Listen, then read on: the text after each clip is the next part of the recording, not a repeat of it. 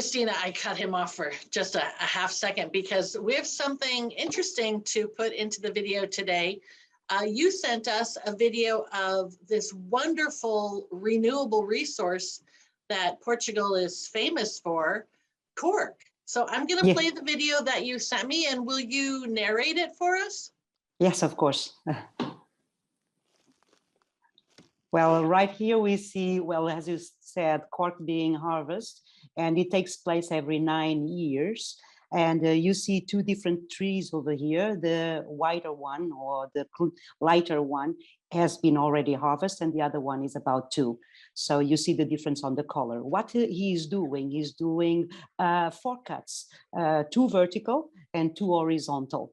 And for doing the cuts, he's using a wax that has a blade, rounded blade, in order to not cut or to hurt the tree. When he's finishing by cutting, what he's going to do is using the handle of the axe and putting between the cork and the tree trunk.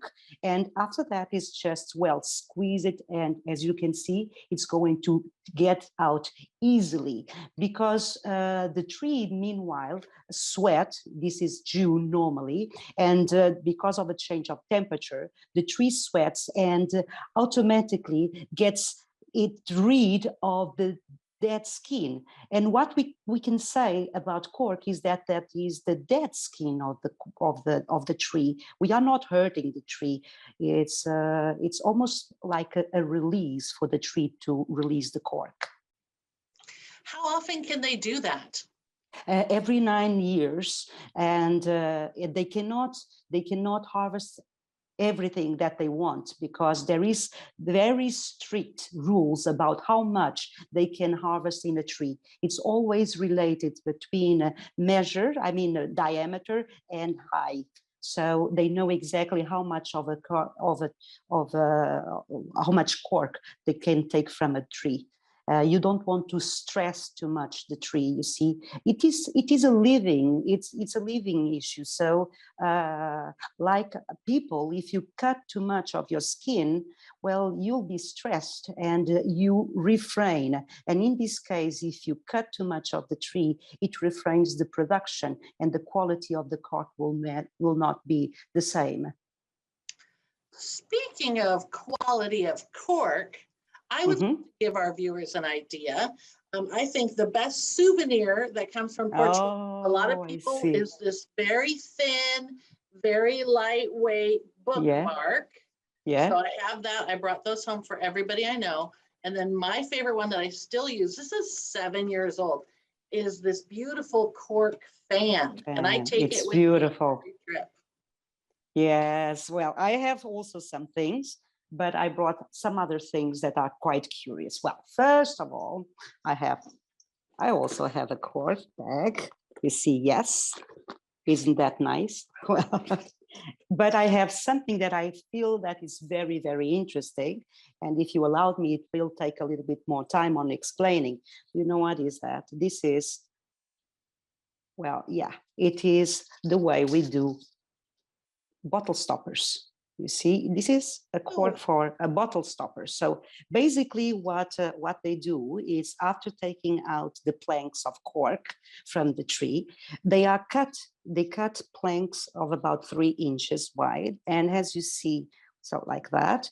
And then by the diameter, they punch using machinery, because the holes are so perfect that it's better to do it with machinery. So they punch down and doing the holes for, you see, the bottle stoppers.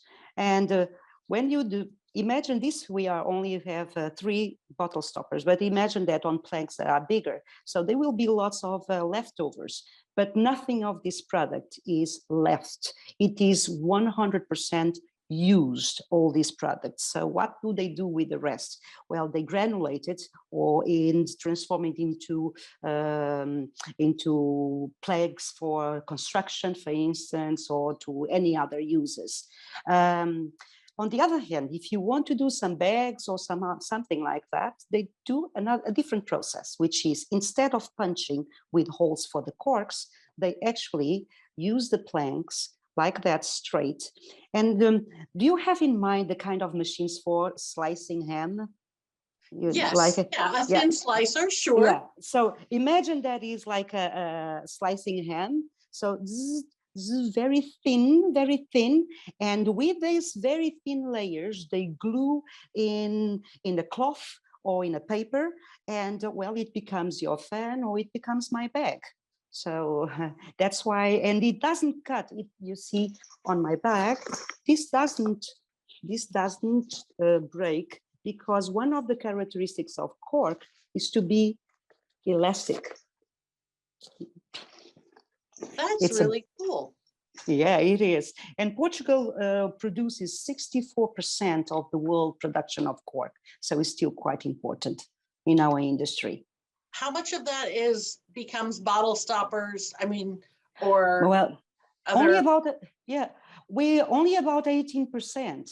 We might think with all the wineries in the world that, well, everything goes for bottle stoppers, but actually only 18% of the production goes for bottle stoppers. All the rest is, as I told you, 100%, nothing is left. And everything is used in construction, and because the characteristics of, its characteristics of being isolating, very natural isolating for heat or sound or humidity, makes it very a material that can be used in everything. Even NASA used to it in the space shuttle. So yes, so wow. Is that versatile as that is?